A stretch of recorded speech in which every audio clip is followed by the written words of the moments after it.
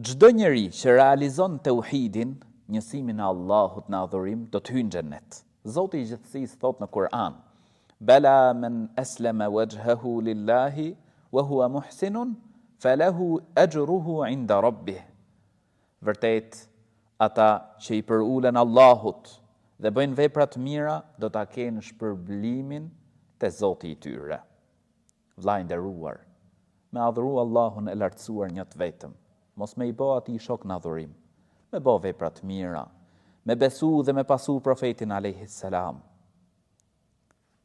është ajo që ta mundëson me hyrë në xhennet. Bën vepra të mira në këtë dynja, me ndihmu njerëzit, nuk humbet asgjë, je i sigurt që e ke shpërblimin tek Zoti i gjithësisë. E çfarë është shpërblimi në botën tjetër? Xhennet, gjerësia e të cilit është sa gjerësia midis qiejve dhe tokës. Allahu na mundësoft.